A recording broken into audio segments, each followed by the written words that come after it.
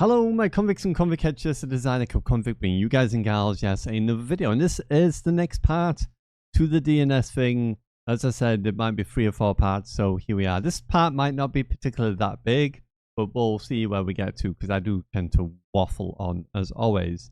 So, as you can see here, we've got the Netduma up. I actually, funnily enough, the last gameplay you saw, the one where I clutched it up at the end, was actually, in fact, also using the Netduma R2 gaming router with the same DNSs that I put in before that I've talked about, and obviously said through doing the test through the DNS and everything, through obviously going down here and doing the benchmark through the Paul Gibson's application and doing this. One thing I do want to kind of show on here, when I actually did do and run the test and go through it, you'll actually see at the very top was 192.168.77.1, which is the DNS for Netduma, as you can see here at the top here. And that does actually come to the top here when you do the resolver. But at the moment, obviously, it's not going to show it. I'd have to probably run the test in order to do it. I could probably just run the test just briefly and just show you where it goes. But as you can see, there's 2 that ended up being at the top anyway, or next to top, is the ones that I've currently got here. 139 and the 136.5. As you can see, I've got them in order as well. The top one being primary, which is the top one, and the second one being obviously secondary. If I was to run this benchmark very quickly, if my thing stops messing about, let it run for a moment.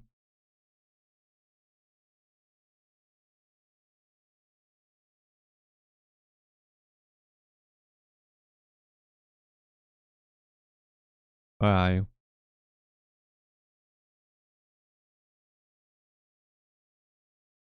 You're gonna make me look stupid now.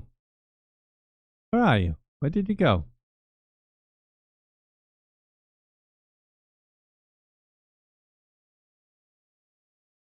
What is this 7771? Generally, we'll go straight to the top. But I don't know, it's not doing it this time around. I'm curious. What happened there? I don't know. Anyway, I'm going to stop it running. Basically, what I'm trying to say is at the very top, where 0.9 is at the moment, underneath that one, above that one, was 192.168.77.1, which is a Netduma one.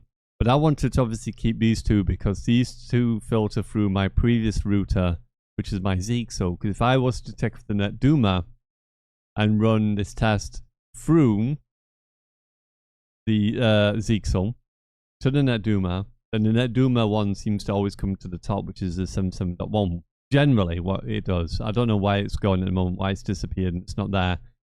But yeah, it would be at the top, and then the 2 underneath would be the 212.104.130.9, and then the other one. The other one will come back up. If I was to run this test through the entire thing, and it does take a little bit longer than normal because I've got so many DNSs here, it would go all the way up to the bar, and that one would be at the top. The one underneath would be the 6.5, and then obviously the very, very top would be the 77.1 if I had the Netduma connected. If I don't have the Netduma connected, and I add 77.1, it doesn't like 77.1, it puts it down as a dead name server. So I think it only does it because of Netduma. So I thought to myself, okay, what I will do is I'll run the test with these 2, but I won't obviously put the Netduma, because the Netduma was only like a few down on terms of the cache and stuff and things like that anyway.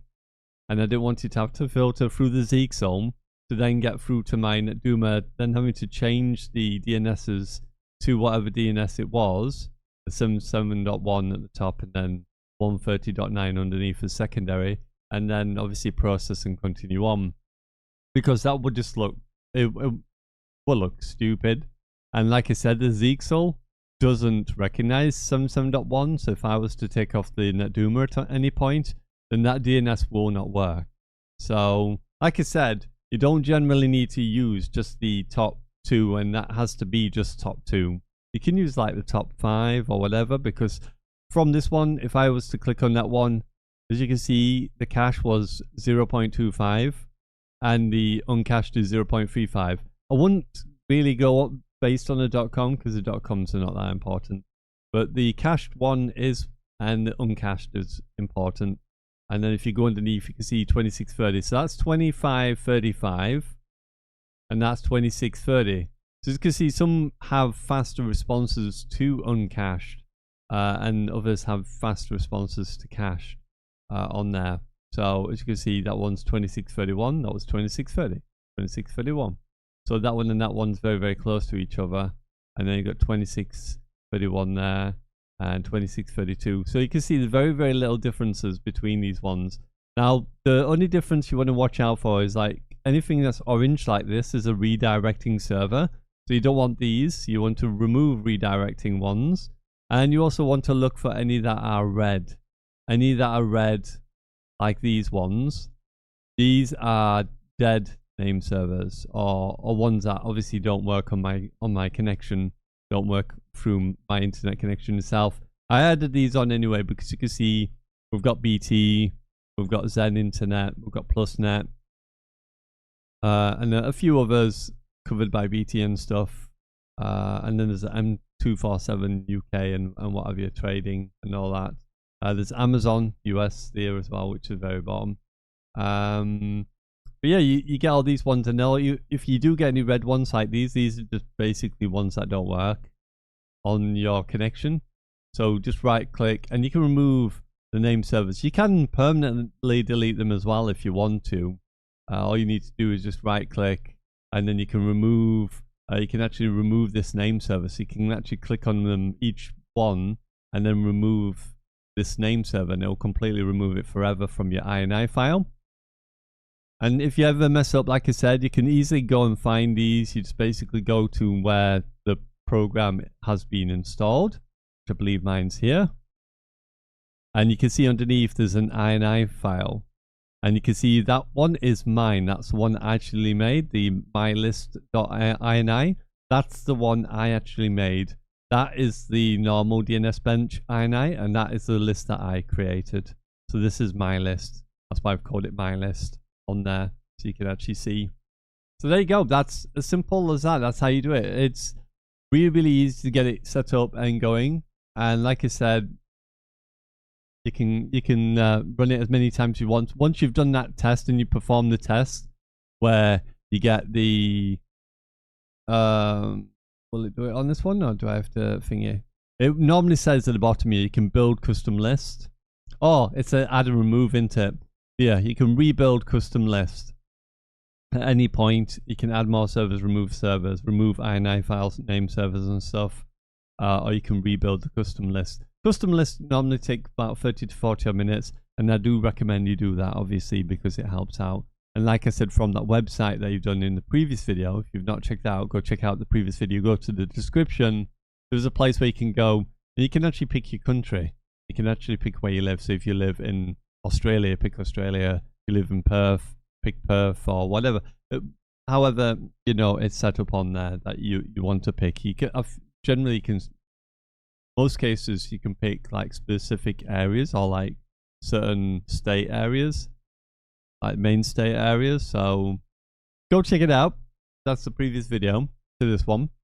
So yeah, I won my game. If you didn't see it, it was my clutch win again with Tim the Tatman skin, and I ended up having to win it out for the team once again. Got bought back again, and then managed to drop in and managed to get the win once again. So definitely check it. I definitely feel like the connection has been a lot better. It's been working a lot better. It seems to be more consistent than what it has done before. And I was just having a much better time with it and finding it easier to win certain fights. I still lose some fights depending on, I think that's more based on ping or connection than it is anything else. Just the, you know, the general speed in total. I just don't have enough speed to sometimes win certain fights, or depending on what my ping is. But I think that's down to people having like 15, 10 ping. Anyone who's around 20 ping or below, I'm going to struggle with, because I can shoot them first. They can still turn around like 3 seconds after I've shot them and still insta-kill me somehow before I can even win that fight. So, you know, there's some that I still struggle with, but the fact that I've managed to reduce that now and make it a little bit easier, so there is times where I can still win and so on and so forth, then obviously that helps me to at least, you know, play the game a bit easier and have a bit easier time rather than getting cheesed by it and knowing that I should be winning this fight. For some reason I lose that fight. Very, very annoying. So yeah, so definitely check it out. It's been really, really good. It's helping me out a lot. It's helped me to improve in terms of obviously play and stuff. I feel like I can move a little bit more than often than I have done in the past. It's just obviously, unfortunately, I need I need a DNS for teammates. A good DNS for teammates. I give you good teammates. So, you know, that is what it is. Unfortunately, there's not much I can do to help you with bad teammates if you're playing with randos like I do. But yeah, I think in general it's been helping out. It's been doing what it needed to do. So what I'll do, I'll show you here as well, because with these ones, like I said, I was also talking in areas in regards to, it's going out of my head now. My you can tell my brain just shuts down. It's like, what are you on about? I don't know. Whatever I was talking to about anyway. So on here, when I was talking about the time to live, which is what I was just talking about just now, my brain's come back. One thing I tried to check out between the time to live was the time to live amount and then obviously the ping time, because there's certain ones I can do where I can ping certain one and it'll give me a higher ping, and then there's these ones here, like this one. This is my bottom one. As you can see here, gives me low pings, consistently low pings, but the time to live is a lot bigger. It's 250. And it gives me 26, 27 milliseconds. And it's very, very stable. And if you leave it for a couple of minutes, this is something I would recommend doing as a test as well. If you're testing it, always test it for maybe 10, 15, maybe 20 minutes if you've got time. Just let it run for a little bit and just see if it does anything odd. You always want to have the pings to be very consistent. You don't want it to be 26, 27, 26, 27. And then all of a sudden like 40, 26, 27, and then it's doing 26, 27 for a while, then it does 40. Because obviously that means the ping is not stable. And obviously you've got some issues there if it's not being stable enough. If it's fluctuating maybe 1 or 2, it's not really that much of a big deal. But obviously you don't want to be fluctuating like 10 or 20 or 100. During obviously tests, because that will be really, really bad. And then when you press Control and C, you want it to look like this. This is how you always want it to look, where you've got the minimum, the maximum, and the average very, very close to each other, if not the same. And that is a perfect connection right there. That is absolutely spot on perfect. So if we do the same again now with the 9. You can also see 9 is 249 time to live, and this one's even better than the other one. Look, it's 25 milliseconds. So we've dropped down a few milliseconds. Slight deviation up to 27, 24, 26, 25.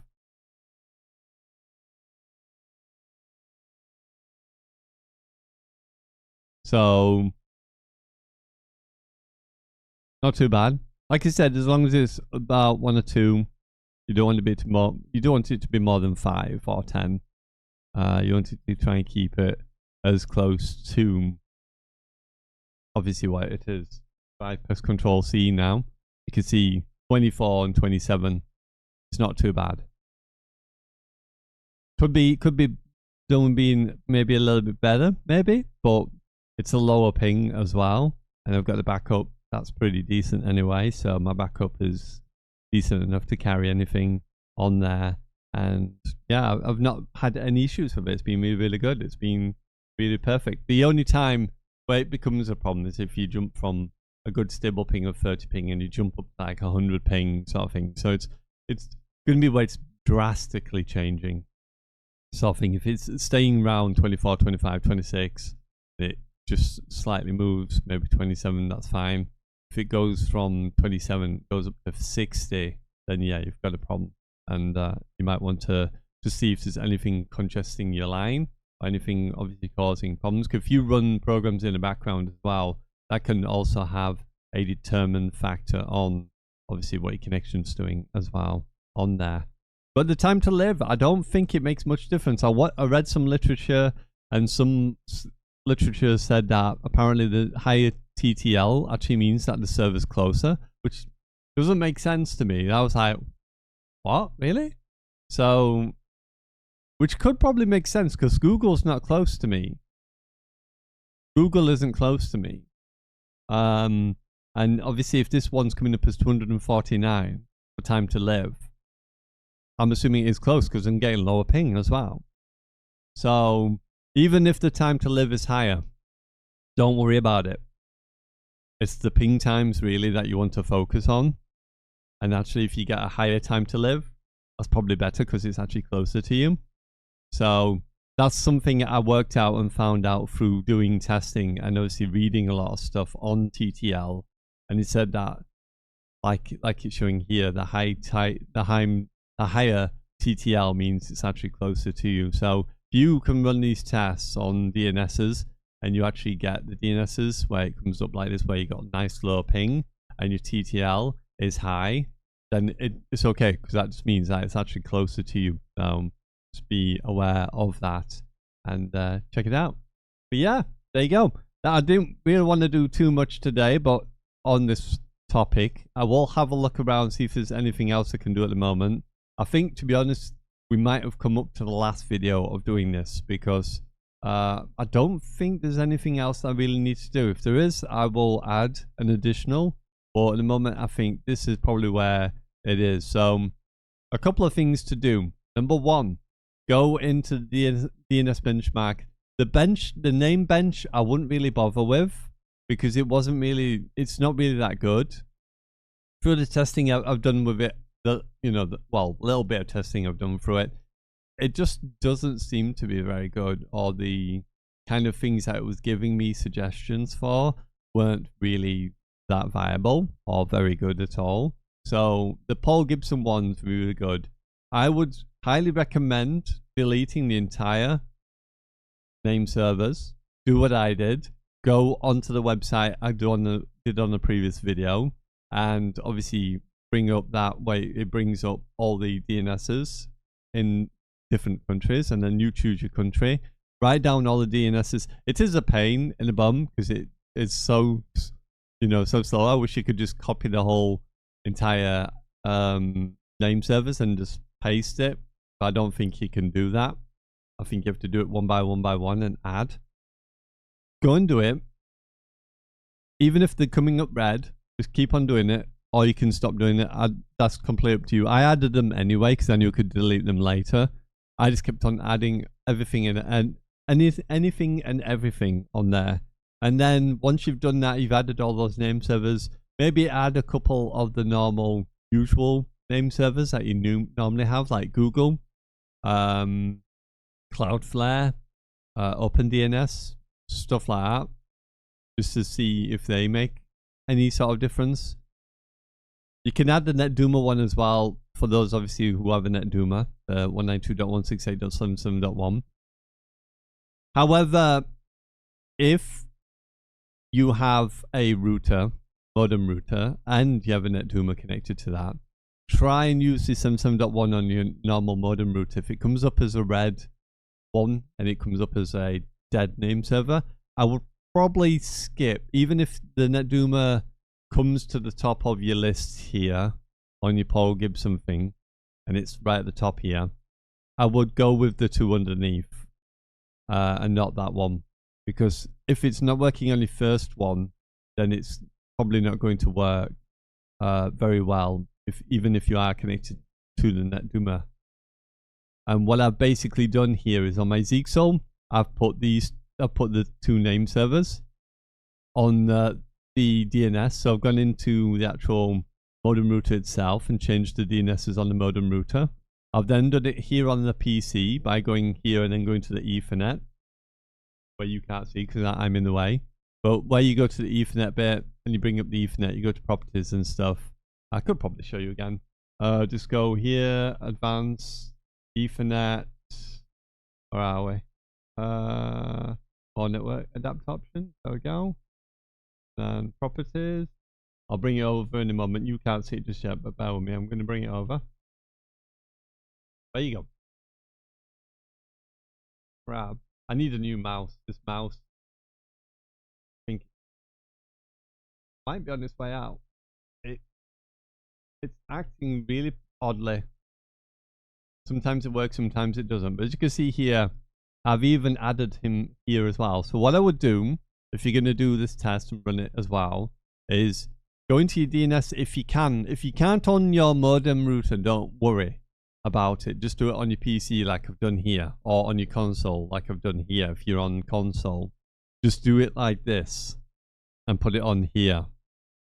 If you can do a modem router, put it on, I've got it on my modem router. I've got it here on the PC, and I've also got it on the Netduma at the bottom as well. So I've filtered it through and made sure the DNS is the same on the Zixel, on the PC, and on the Netduma. So it goes completely all the way through with the same DNSs. There's no difference, no deviation in DNS. It's all the same in each one. So it's not going to go filter through to Netduma, and Netduma goes, okay, now let me change this DNS to something else. And then obviously so on and so forth. Like I said, if you don't do it, because what can happen, obviously, if you're running it through your modem router as well, it's going to filter through to your phones or any other devices in the house that run on a DNS. If you don't want it to do that, because obviously if you've got a lot of traffic coming through your phones and stuff as well, it could be that that might interfere possibly with the DNS, because obviously there's a lot of traffic then starting to go through that DNS from your house. If you do it this way, where you just actually putting it in, or you're on the games console and you go into settings and putting it into your games console, that's fine as well, because that will just basically stop it from running through any other devices. It'll just run through the one device. So one device will run for that DNS, not all your devices in your house, because it'll filter through. If you're doing it through modem router, it goes through all your other devices. You may just want to add it just to the one specific device. So you can do it this way if you're just wanting to do it on your device only, sort of thing. If you want to do it on your device only, then that's absolutely fine. The same for the Netduma as well. If you're wanting to do it on the one device only, then just leave that as normal.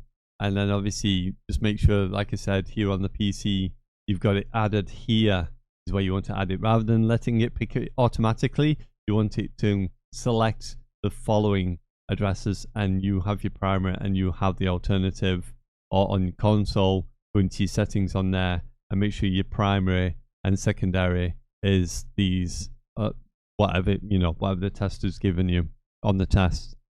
And that's it. That's all you need to do. So if you wanted to go through everything and filter through, then you can do, but it's not necessary. It's not like you must do this.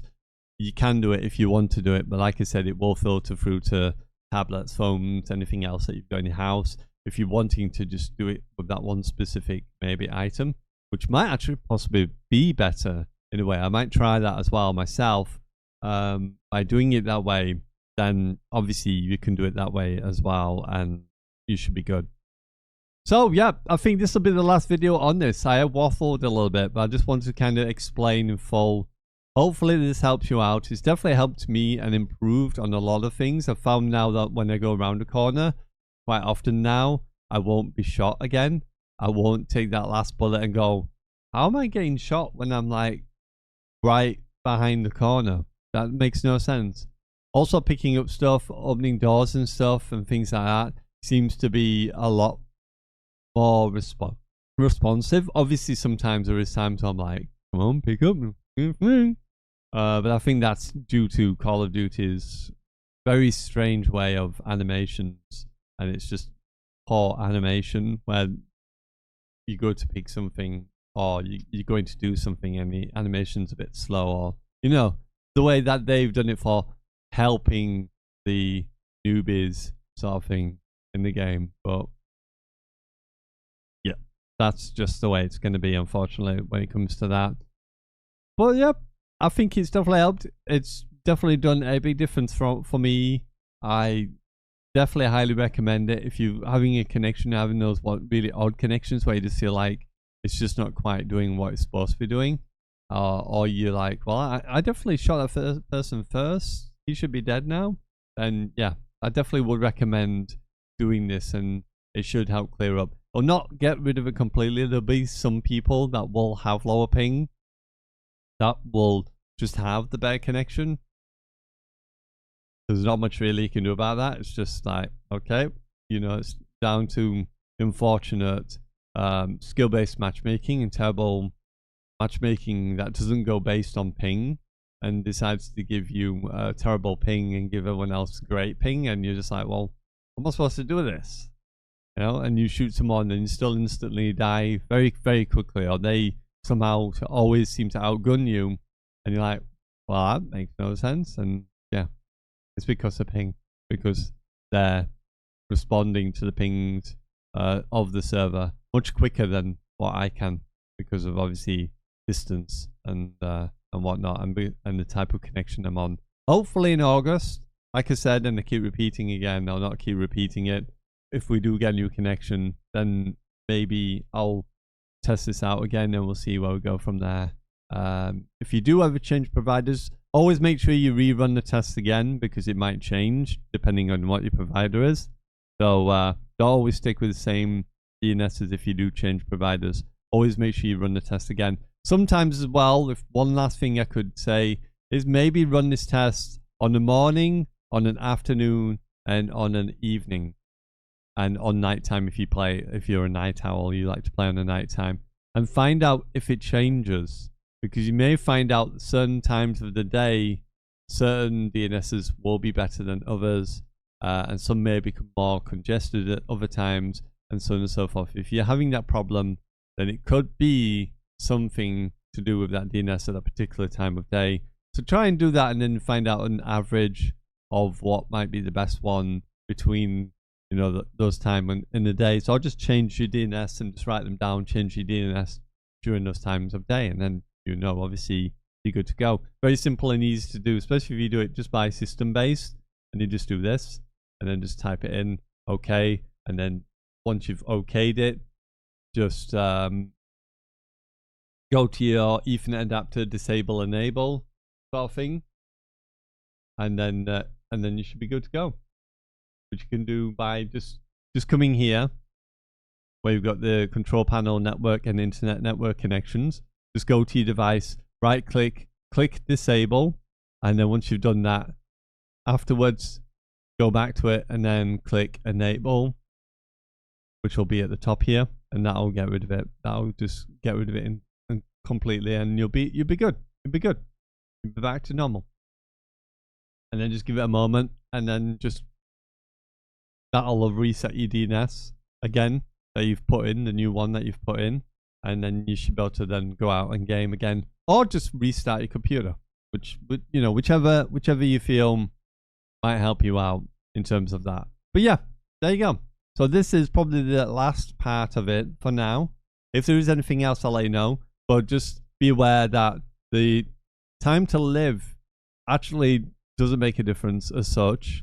But just note that the smaller is the further, the higher is the closer. So you want this to be higher, and obviously definitely want your pings to be as low as possible. So if you can get pings lower than like this, I'll keep testing a few, see if we can get any lower than 25. If I can get lower pings and, like I said, high TTLs, I might do another video and show you the difference on them as well. But for now, I think these have been the lowest, and the program itself, the Paul Gibson program itself, has been absolutely fantastic, phenomenal, probably one of the best. Even though it was created in 2010, it is by far one of the best DNS benchmarks you can use, and I highly recommend this one over any of the others. This Paul Gibson one is very, very good, very, very good, and it's not let me down so far. It's always hitting the mark, The only problem, like I said, if anything, is because I'm in UK and it was US. So I had to, like I said, delete a lot of all of the name servers, redo the whole entire list, and then obviously go and do that, and you're good to go. And then the conclusions here will tell you, obviously, if there's any issues or any problems and stuff, and then what rank you should put them in, or speed rank you should put them in. You can see 9 should be at the top, 6.5 should be at the bottom. You can see that anyway by seeing that one's at the top, that one's underneath anyway. You can tell which ones are the right ones on here. And you just basically want all these to be green, like this. Some, you may get it telling you about the fact that you've put your own list in. Sometimes it does do that and comes up and says, oh, you've put your own list in. And says that there's a problem. Why not add your other list? You don't need to, but it was absolutely fine. There's been no problems or anything. So yeah, it's been good. It's worked as it needed, as intended, and it's been, I wouldn't say a godsend, but it's definitely been up there. Definitely been up there. It's definitely helped in terms of what I need to do in terms of connection. Anyway, it is I, the Convict, signing out. As always, I salute you, my convicts, convict heads. A big shout out and thank you and thumbs up to my elites, Raf GT Sport. Appreciate you very much, Raf. Thank you for your continued support, for paying $1.99 to help support the channel. I appreciate it. We really do. I don't know how to express it, but thank you. Thank you. It really does make a huge difference. So thank you very much for supporting the channel. If you want to help and join RAF, it's just $1.99 a month. Gives you access to emotes and badges, and you'll get to be entered into giveaways as well that I would like to get some point of doing. Please, I would love to do at least one. So get your butts in those seats, and hopefully do some charity work as well, which I keep on saying I want to do, but I'm just waiting at the moment. I'm waiting. It's you. I'm waiting on you. So if you want to help and do that, then just join. It's just $1.99. Help support the channel and help support to do other cool stuff, and even give something back to yourself, because by joining, you're essentially giving the opportunity to start the giveaways. So what are you waiting for? Anyway, salute to you all. See you in the next video. Thank you very much, and yeah. For now on DNS, bye for now.